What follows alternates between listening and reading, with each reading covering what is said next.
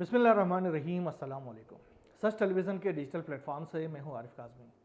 मशरिक़ी वस्ता की सूरत हाल के हवाले से गुज़श्ते 24 घंटों की सूरत हाल लेकर एक बार फिर आपकी खिदमत में हाजिर हुए हैं।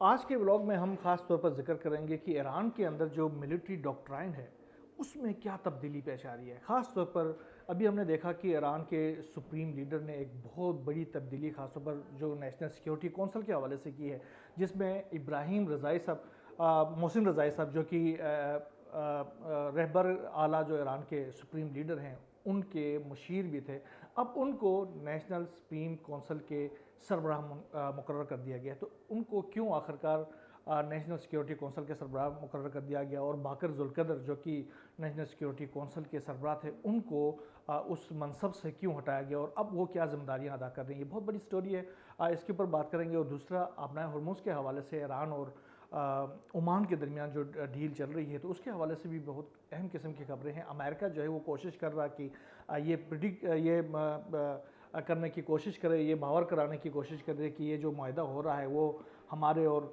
हमारे ही वजह से बन रहा है, माहिदा बन रहा है, और ईरान और ओमान जो है वो एक ख़ास डील के ऊपर आ रहे हैं। तो ये वाकई ईरान के और ओमान के दरमियान इस डील के ऊपर क्या अमेरिका का कोई कंसर्न मौजूद है, क्या अमेरिका की कुछ हिदायत मौजूद है, या क्या अमेरिका का कोई किरदार इसके ऊपर मौजूद है, तो इसके हवाले से भी बात करेंगे। और ईरान ने इस हवाले से क्या कहा है, ट्रंप को क्या जवाब दिया है।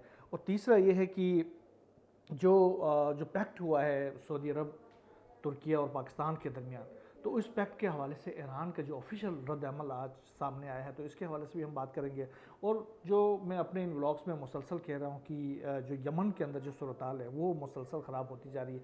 यमन में एक तो बाब अल मंदब का मामला है, वो जो है उसकी ब्लॉकेट किया हुआ है, और ख़ास तौर पर अमेरिका, इसराइल और फिर अब सऊदी अरब भी इसमें शामिल हो गया है कि उनकी जहाज़ों के लिए ये जो आबी गुज़रगाह है वो बंद होती जा रही है। और इसकी वजह से अब सूरत हाल ये हो गई कि अमेरिका की जो सऊदी अरब से जो आयल की इम्पोर्ट थी वो 0% हो गई है। तो इस वक्त अमेरिका के अंदर जो सूरत हाल है, जो इनके जो नेशनल जो स्ट्रेटजिक रिजर्व्स हैं वो ख़त्म होकर वो तकरीबन वो मेरे ख़्याल में 30 से 40 दिनों के दरमियान रह गए हैं। तो ये सूरत हाल आखिरकार अमेरिका के लिए कितनी अलार्मिंग है। और इस वक्त जो मुज़ाकरात के हवाले से बातचीत चल रही है, अमेरिका मुसलसल ये बताने की कोशिश कर रहा है, बावर कराने की कोशिश कर रहा है कि ईरान के साथ हमारे मुज़ाकरात चल रहे हैं, लेकिन ईरान मुसलसल तौर पर इसकी डिनाई कर रहा है कि हमारे अमेरिका के साथ कोई मुज़ाकरात चल रहे हैं। बल्कि ईरान की जानिब से क्लियर कर दिया गया है कि ये जो 6 पॉइंट्स है, इन 6 पॉइंट्स को अगर अमेरिका तस्लीम कर लेता है तो फिर हमारा कोई मसला नहीं है। अपना हरमुज़ जो है वो भी खुल सकता है, और फिर अमेरिका के साथ जंग बंदी भी हो सकती है, कोई मामला नहीं है, बाकी जंग के लिए हम तैयार हैं। तो जो मोहसिन रज़ाई के हवाले से जो सुप्रीम लीडर है ईरान के, उन्होंने ये फ़ैसला किया है, वो उनके मुशीर थे, और उन्होंने जो फ़ैसला किया है तो वो आखिर क्यों फ़ैसला किया है। वजह यह है कि ईरान के जो नेशनल सिक्योरिटी कौंसिल है वो तकरीबन तमाम तर ये जो फ़ैसले करता है जंग के हवाले से, और उसमें लामाला सुप्रीम लीडर की हिमायत हासिल होती है, या डिनाई या फिर हिमायत। तभी ये जो फ़ैसले होते हैं वो बाकायदा तौर पर सुप्रीम लीडर की मुशावरत के साथ नेशनल सिक्योरिटी कौंसिल ये तमाम तर फ़ैसले करते हैं। इसके सरबराह थे डॉक्टर अली लारजानी, उसके बाद फिर डॉक्टर जुल्कदर को उनका सरबराह मुकर्रर किया गया। अब जो है वो सुप्रीम लीडर ने अपने जो मुशीर हैं उनको, मोहसिन रज़ाई को, इसका सरबराह मुकर्रर कर दिया है। मोहसिन रज़ाई जो है वो आपको पता है कि 1981 से 1997 तक ईरान के जो IRGC है उसके सरबराह रहे, और बहुत अहम किस्म के जो ऑपरेशंस हैं उनके अंदर उनकी इन्वॉल्वमेंट रही है। ख़ास तौर पर हम देखते हैं कि इराक़ के मामले में भी, और खित्ते के अंदर जो ईरान की जो ऑपरेशंस होते हैं तमाम को ये देखते रहे हैं, और इंटरनेशनली भी ये बड़े मुतहर्रिक रहे हैं। अब जो है इनके जो फ़ैसले होते हैं लामाअल्लाह वो सुप्रीम लीडर की इंतहाई मशावरत से ही होते हैं। तो अब जो है दो चीज़ें होती हैं, ख़ास तौर पर ईरान के जो न्यूक्लियर डॉक्ट्राइन है उसमें मुझे ये लग रहा है कि ईरान जो है वो ख़ास तौर पर कोई तब्दीली करने जा रहा है, जिसकी वजह से ये जो सारी तब्दीली आ गई। एक तो अमेरिका के साथ एस्केलेशन जो है वो दोबारा से बढ़ने के इम्कानात है, क्योंकि जो 6 पॉइंट्स जो ईरान की जानिब से दिए गए हैं, अगर अमेरिका इन पॉइंट्स को एक्सेप्ट करता है तो वेल एंड गुड, एक्सेप्ट नहीं करता है तो दूसरा मरहला क्या होगा, फिर जंग होना ही है। तो ये जो मरहला होगा, एक्सेप्टेंस हो जाती है तो वेल एंड गुड, क्लियर हो जाएगा। लेकिन जंग होती है तो जंग के हवाले से क्या फिर डिसीजन मेकिंग होगी, इस डिसीजन मेकिंग के हवाले से मोहसिन रज़ाई साहब का यहाँ पर जो तकरीरी है वो बहुत ही अहमियत की हामिल है। लिहाजा इनको इस कौंसल की सरबराही सौंप दी गई है। मुझे ये लग रहा है कि ईरान इस वक्त जो आगे आने वाले दिनों में जो जारहाना अपनी जो स्ट्रेटजी अपनाएगा अमेरिका के ख़िलाफ़ और खित्ते के अंदर अमेरिका की जो प्रेजेंस है उसके ख़िलाफ़, तो उसमें ये जो है, चूँकि ये सियासी मामला में इतने ज़्यादा नहीं रहे हैं, ये मिलिट्री मामला को देखते रहे हैं, ख़ासतौर पर सुप्रीम लीडर के। लिहाजा अब जो सुप्रीम लीडर जो है वो जो मिलिट्री स्ट्रेटजी अपने हाथ में ले रहे हैं, क्योंकि जो सुप्रीम लीडर है, नए सुप्रीम लीडर, आपको पता है वो भी खुद पासदारान इनकलाब के अहम तरीन जो कमांडर्स हैं उनमें रहे हैं और वो वार स्ट्रेटजी से वो भी बहुत बेहतर तरीके से समझते हैं। तो इब्राहिम रज़ाई और ये दोनों मिलकर ख़ास तौर पर अपनी मिलिट्री डॉक्ट्राइन को ये तरतीब दे देंगे और अमेरिका को किस तरीके से उन्होंने जवाब देना है खित्ते के अंदर। तकरीबन 15 से जो 20 के करीब इनके जो अमेरिका के खित्ते के अंदर जो बेसिस थे उनको या तो तबाह किया गया है या वो सीवरली डैमेज्ड है, और इस वक्त अमेरिका के लिए मुमकिन नहीं रहा है कि उनको वहाँ पर जो मशरिक़ वस्ता के अंदर जो उनके जो बेसिस है उसमें इसी तरीके से प्रेजेंस कर सके। उन बेसिस को तो खाली कर दिया गया है, बेसिस से निकल कर उनके जो फोर्सेस है वो या तो फिर वो मौजूद है होटल्स के अंदर या ऐसे छुपे हुए मकानात के अंदर, रिहायशी कम्प्लेक्सेस के अंदर मौजूद है जहां उनको आसानी से हिट किया नहीं जा सकता। लेकिन ईरान ने अभी फ़िलहाल की हद तक तो बहुत हद तक रिस्ट्रेंट का मुजाहरा किया है और ऐसे मकामात को निशाना बनाने से गुरेज किया है। लेकिन जो खित्ते के अंदर अमेरिका के जो बेसिस है उनको तबाह किया गया है, जिसको न सिर्फ अमेरिका एक्सेप्ट करता है बल्कि सारी दुनिया भी इसको एक्सेप्ट करती है कि अमेरिका की अब वहाँ पर तबाहाली हुई है। और इस वक्त जो है अमेरिका की इवन फिफ्थ फ्लीट है, फिफ्थ फ्लीट को भी वो यहाँ से निकाल कर इसराइल के अंदर मुंतकिल करने में मजबूर हो गया है। तो ये सूरत हाल हो गई। दूसरी तरफ जो न्यूक्लियर डॉक्ट्राइन है ईरान की, उसमें यह था कि उन्होंने जो सेल्फ इम्पोज जो सैंक्शंस लगाए हुए थे ईरान की जानिब से, जो सुप्रीम लीडर के फतावे मौजूद थे कि न्यूक्लियर जो कैपेबिलिटीज़ हैं उनको हासिल करने के लिए, ख़ास तौर पर जो न्यूक्लियर जो आर्सेनल्स हैं उसके हवाले से, तो उसके हवाले से भी मुझे ये लग रहा है कि ईरान जो है कोई शिफ्ट करना चाह रहा है अपनी पॉलिसी के अंदर। क्योंकि देखा यही गया कि जब तक ईरान के पास वो जो न्यूक्लियर डिटरेंस मौजूद नहीं है तो अमेरिका और फिर जो दीगर जो हॉस्टाइल कंट्रीज है वो मुसलसल ईरान को दबाव में रखने की पॉलिसी पर अमल दरामद है। इस हवाले से आपको याद होगा कि मैंने अपने इन ब्लॉग्स में भी कहा है कि चाहे रशिया हो, चाहे चाइना हो, चाहे नॉर्थ कोरिया हो, इन्होंने मुस्तकिल तौर पर ईरान को ये नसीहत की है, उनको ये हिदायत दी है, इनको ये मशवरा दिया है कि आप अपनी न्यूक्लियर डॉक्ट्राइन के अंदर तब्दीली लेके आएँ। जब तक आप मिलिट्री पावर जो न्यूक्लियर जो पावर नहीं बन जाते हैं उसका ऐलान नहीं करते हैं, ये जो ममालिक है ये आपके ऊपर इसी तरीके से दबाव जारी रहेंगे। अगर इनकी इस दबाव की, इस पॉलिसी से बाहर निकलना है, अपने आप को इंडिपेंडेंट करना है, मज़ीद आप इंडिपेंडेंट तो बेशक हैं, लेकिन आप इस दबाव से बाहर निकलना है तो फिर आपको अपने न्यूक्लियर जो स्ट्रेटजी है उसके अंदर तब्दीली लाना पड़ेगा।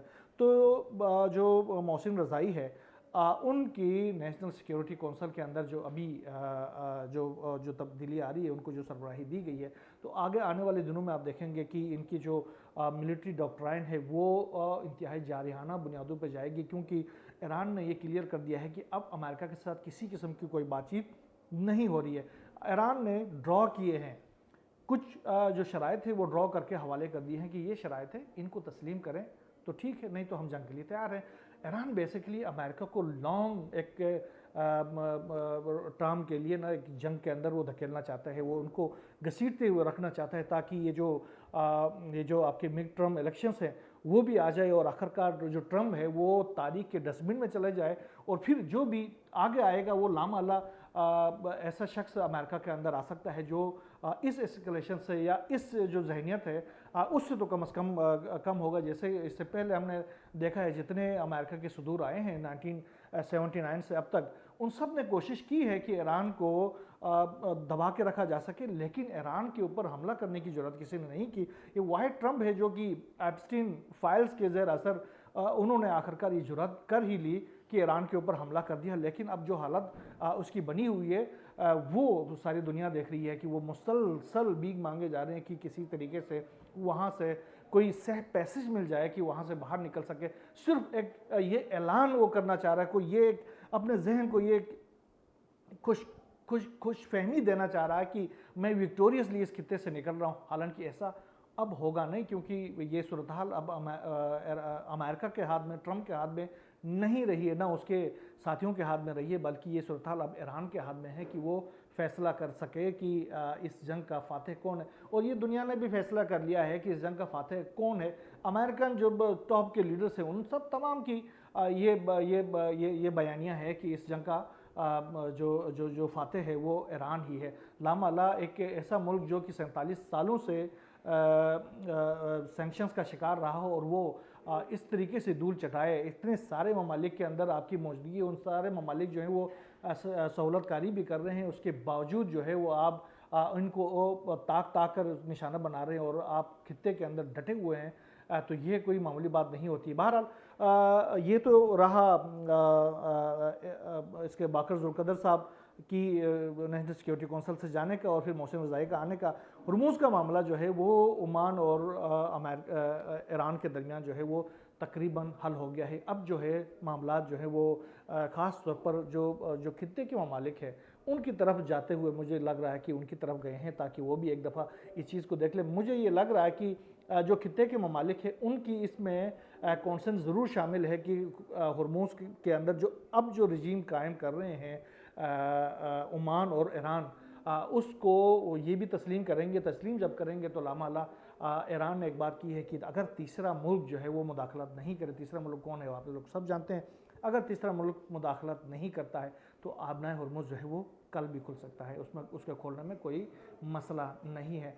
आज इब्राहिम रज़ाई साहब ने भी ये इस हवाले से इस्माइल बकाई साहब ने भी इस हवाले से क्लियर कर दिया है कि हम जो है अपना हुर्मुज़ खोलने के लिए तैयार हैं, लेकिन उसके लिए मैकेनिज़्म है। वहाँ से गुजरने वाले जो शिप्स हैं उनको ख़ास तौर पर जो माहौलियाती मसाइल होंगे, उसके बाद जो उनको सर्विसेज दिए जाएंगे, उनकी फ़ीसेस अदा करने पड़ेंगे। टूल की बात नहीं हो रही है, फ़ीसेस के अदा करने की बात हो रही है। अगर फ़ीसेस में भी हमने अपने गुज़श्ता व्लॉग में कहा था कि 6 से 7% जो फ़ीसेस हैं वो दे देंगे तो मामला हल हैं। और जो शिप्स हैं, जो शिपिंग कंपनियाँ हैं, वो देने के लिए तैयार हैं। वो अगर मेरे सीवीज़ में दे देते हैं, वो पनामा के अंदर दे देते हैं, वो आपके बाबुल मंदब के उसमें फ्रांस के अंदर दे देते हैं, तो फिर यहाँ देने में उनको क्या मसला है, यहाँ भी दे सकते हैं। मसला सिर्फ अमेरिका बना हुआ कि इसको फ्री ही कर रखना है। तो ईरान ने ये क्लियर कर दिया हुआ कि ये जो जंग से पहले के जो ज़माने थे वो गए हैं, अब जंग के बाद का ज़माना आ गया है और ये ज़माना जो है वो ईरान का ज़माना है। तो यहाँ पर इस तरह की चीज़ें नहीं हो सकती। ईरान का जो इकोनॉमिक रजीम है वो हर सूरत में अपना हुर्मुज़ पर कायम होगा। आज भी एक शिप जो है उसने गुजरने की कोशिश की थी, उसको ईरान के जो फोर्सेस हैं उन्होंने रोका है। और दूसरा ये है कि अपना हुर्मुज़ के ऊपर एक MQ-9 ड्रोन जो है वो गुजरने की कोशिश की है अमेरिका का, जिसको ईरान ने कहा कि हमने उसको ड्रोन को तबाह कर दिया है। और अमेरिका दूसरी तरफ उसने जो नाकाबंदी की हुई है उसके हवाले से अमेरिका का दावा ये है कि हमने तकरीबन कोई 55, कल उन्होंने कहा था कि 53 शिप्स को हमने उनका रुख मोड़ने पर मजबूर कर दिया है और आज उन्होंने दावा किया है कि 2 मज़ीद शिप्स के रुख को हमने मोड़ा है। लिहाजा ये तकरीबन 55 शिप्स हो गए जिनका हमने रुख मोड़ दिया है। और इस वक्त 20 से ज़ायद उन्होंने कहा कि अमरीकी जो बहरी जहाज़ है वो मशरक़ वस्ता में तैनात है और वो उन्होंने बहुत फुली जो है वो ईरान की ब्लॉकेट किया हुआ है और कोई चीज़ ईरान से बाहर नहीं जाने दे रहे हैं। और अभी अमेरिका ने डोनाल्ड ट्रंप ने यह भी कहा कि जो इस वक्त ईरान की सूरत हाल इकनॉमिकली इतनी ख़राब हो गई है कि वो अपने फ़ौजियों को, अपने जो अवाम है, जो मुलाजमीन हैं, उनको तनख्वाहें देने की भी पोजीशन में नहीं रहा। ये बातें आज से बहुत दिन पहले भी करते रहे ईरान के हवाले से अमेरिका, लेकिन इसमें कोई सदाकत नज़र नहीं आ रही है। अगर ईरान के अंदर उनकी जो इकनॉमिक जो रजीम है वो क्लेप्स कर जाए तो वहाँ आपके बैठे हुए कारिंदे बहुत कुछ कर सकते थे। यही वजह है कि ईरान जो है इस वक्त भी मुत्तहिद है और जो भी वहाँ पर जो एंटी रजीम एलिमेंट्स नज़र आते हैं वो वहाँ के अवाम खुद जाकर सिक्योरिटी फोर्सेस को के हवाले कर रहे होते हैं, उनके लोकेशंस बता रहे होते हैं और फिर वहाँ पर भरपूर कार्रवाइयाँ होती हैं, उनको गिरफ्तार किया जाता है। आज ईरान के जो प्रेसिडेंट है मसूद पेज़ेश्कियान, उन्होंने भी ये कहा कि बल्कि उनकी कल मुलाकात भी हुई है ईरान के supreme leader Ayatollah Sayyid Mojtaba Khamenei से। ये बड़ी अहम किस्म की मुलाकात थी। उसके बाद उन्होंने कहा कि आखिरकार अमेरिका ने ईरान की लॉ इन्फोर्समेंट एजेंसियों के ऊपर इतना हमला क्यों किया। वो फोर्सेस के ऊपर हमला कर सकता था, जो कॉम्पिटेंट्स थे उनके ऊपर हमला कर सकता था। लॉ इन्फोर्समेंट एजेंसियों के ऊपर क्यों हमला किया, पुलिस के ऊपर क्यों हमला किया, दूसरी जो जो बिसीज हैं उनके ऊपर क्यों हमले किए। इतने बड़े पैमाने पर उनके हमले ही होते थे पुलिस के ऊपर, बिसीज के ऊपर और दीगर लॉ इन्फोर्समेंट एजेंसियों के ऊपर। वजह क्या थी? वजह ये थी कि ईरान के अंदर जो अमरीकी या इसराइल की जो एलिमेंट्स वहाँ पर मौजूद हैं, वो जब बिसीज के ऊपर हमला होगा, फिर पुलिस के ऊपर हमला होगा, तो उसके बाद वो जाकर वो टेक ओवर करने की कोशिश करेंगे, उसको डिस्टेबलाइज करने की कोशिश करेंगे और इसी तरह कोई प्रोटेस्ट विदिन निकाल के रजीम को चेंज किया जाएगा, जिसके अंदर जिसमें अमेरिका मुकम्मल तौर पर नाकाम हो गया। अच्छा, अब रुक करते हैं ये जो तीन मुल्की जो पैक्ट हुआ है, मुश्तरका दिफाई मुआहिदा तुर्किया और सऊदी अरब और पाकिस्तान के दरमियान, इसके हवाले से भी आज इस्माइल बकाई साहब ने खुल के बात की है। उन्होंने कहा कि उन्होंने इसका खैर मकदम किया है। सबसे बड़ी बात तो ये है कि उन्होंने खैर मकदम किया। इस हवाले से काफ़ी सारे स्पेकुलेशंस मीडिया में फैलाने की कोशिश की जा रही थी, लेकिन इस्माइल बकाई ने इसका खैर मकदम किया और उसने ये कहा कि ये जो मुआहिदा है ये ईरान के लिए कोई ख़तरा नहीं है। उन्होंने कहा कि ये अच्छी बात है कि मशरिक़ वस्ता से अमेरिका का खात्मा हो रहा है, और अच्छी बात और भी ये है कि इन ममालिक को ये यकीन हो गया है कि इनकी जो सिक्योरिटी है वो अमेरिका नहीं कर सकता। बाहर से आए हुए जो मसनूई ताकतें हैं वो इनकी सिक्योरिटी नहीं कर सकता। इनकी सिक्योरिटी अगर कोई है तो अपने खित्ते के अंदर है, ये आपस में मिले, हम सब मिल के बैठे, तो मशरिक़ वस्ता के जो हम ममालिक अगर इकट्ठे हो जाएं तो हमारी सिक्योरिटी हम बहुत अच्छे तरीके से खुद कर सकते हैं। हमें अपनी सिक्योरिटी के लिए किसी अमेरिका या नेटो टाइप की किसी जाली जो पावर है, ये इब्राहिम बिकाई के अल्फाज है, उन्होंने कहा कि ऐसे जाली पावर्स के ऊपर हमें यकीन करने की ज़रूरत नहीं है, हमें यकीन नहीं करना चाहिए। और अच्छी बात है कि इन ममालिक को भी ये अंदाज़ा हो गया है कि हमारी सिक्योरिटी जो है वो हमारे अंदर ही मौजूद है। हम अपने इत्तेहाद के ज़रिए अपनी सिक्योरिटी को सिक्योर कर सकते हैं, न कि ये जो जाली पावर्स हैं उनके ज़रिए। तो उन्होंने इसका बाकायदा तौर पर इसकी हिमायत की है और उसका खैर मकदम भी किया है। ये बहुत अच्छी बात है। इसके अलावा जो यूक्रेन के हवाले से, जो यूक्रेन की जो शिप के ऊपर यूक्रेन ने हमला किया था ईरान के, उसके हवाले से लग रहा है कि आगे ईरान और यूक्रेन के दरमियान जो कशीदगी है वो होने जा रही है, क्योंकि ईरान ने कहा है कि यूक्रेन ने अपनी जो कन्फेशन तो की है कि हमने अनइंटेंशनल ये हमला किया है, लेकिन ये अनइंटेंशनल नहीं है, ये बाकायदा इंटेंशनल हमला था और इसके पीछे रीज़न थे। अमेरिका के कहने के ऊपर ये हमला किया गया है। लिहाजा अब अगर यूक्रेन जो है वो इस शिप के जो नुकसान हुआ है उसको कंपनसेट नहीं करेगा, तो फिर इसकी कंपनसेशन हम लेंगे, और हम जानते हैं कि हम कैसे ले सकते हैं उनसे। तो ये उन्होंने क्लियर कर दिया है कि यूक्रेन जो है वो इस मामले में बच नहीं सकता। यूक्रेन को ने ये काम जो है वो इंटेंशनली किया है और किसी के कहने पर किया है, और ये मामला आगे ऐसे नहीं चलेगा। यमन के ऊपर जो सूरत हाल है वो काफ़ी गंभीर होती जा रही है, ख़ासतौर पर जो मारिब का इलाका है, अदन का इलाका है, और फिर ये जो हज़रमौत का इलाका है, जो मुसलसल मैं आपको कहते जा रहा हूँ, जहाँ पर सऊदी बैग्ड जो मलेशियास हैं उनकी एक बहुत बड़ी तादाद है वहाँ पर मौजूद है। अब बेसिकली यमन में इस वक्त दो हुकूमतें हैं। एक हुकूमत जो है अदन से चलाई जाती है, जो कि सऊदी बैग्ड है, इसके हुक्मरान जो है वो अदन और सऊदी अरब के दरमियान मौजूद होते हैं और वहाँ से ये डील कर रहे होते हैं। और दूसरी जो है वो सना की हुकूमत है, जिसको अंसारुल्लाह जो गवर्नमेंट है वो चला रही होती है।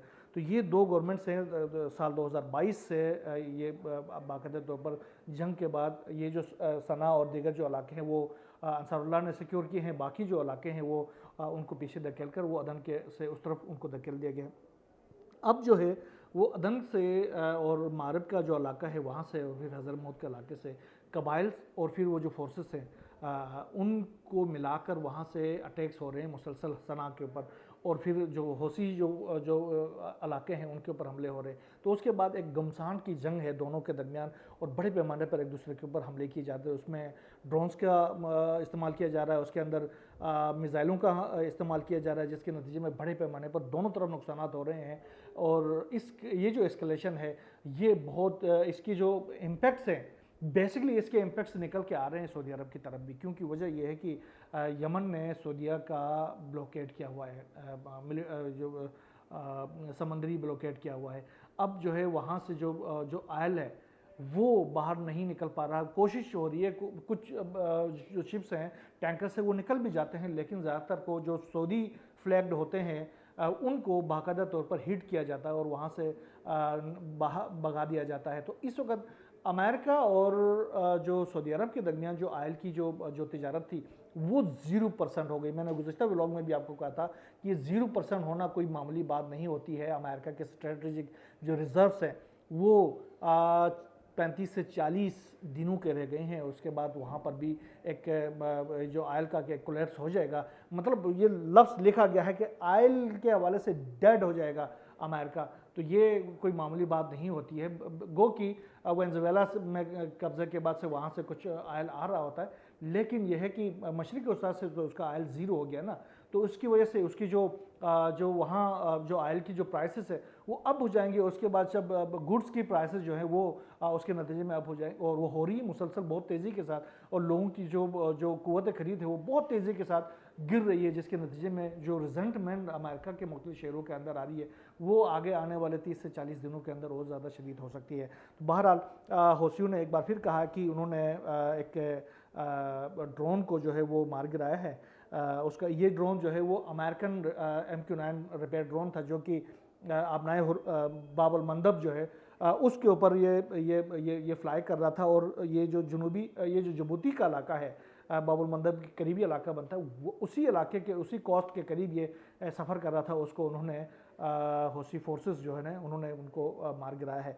और दूसरी तरफ जो इन दोनों के दरमियान जो हमले एक दूसरे के ऊपर हो रहे हैं उसमें हौसी जो अंसारुल्लाह फोर्सेस हैं उनके हमले में दूसरी तरफ के तकरीबन 7 अफराद के हलाक होने और 30 से ज़ायद के ज़ख्मी होने के इतलात है। ये मोचा शहर है, वहाँ पर ये कार्रवाइयाँ की गई हैं। तो बड़ी एस्केलेशन है, इसको रोकने की ज़रूरत है। मुस्लिम वर्ल्ड को कोशिश करना चाहिए कि जिस तरीके से वहाँ पर 2022 के बाद काफ़ी हद तक अमन आ गया था, एक बार फिर ये सूरत हाल ख़राब होती जा रही है। अगर इसको इसी तरह ख़राब होने दिया गया तो उसके नताइज जो हैं वो मशरिक़ वस्ता के लिए भी सही नहीं है और उसके बाद फिर अफ्रीकन कंट्रीज़ के लिए भी सही नहीं है, और फिर ये जो है वो इवन जो यूरोपियन कंट्रीज़ है उनके लिए भी मसाइल क्रिएट कर सकते हैं। बहरहाल जो भी नई डेवलपमेंट इस तरह सूरत हाल से सामने आती रहेगी इंशाल्लाह हम आपसे शेयर करते रहेंगे। यहाँ बस इतना ही, अल्लाह हाफ़िज़।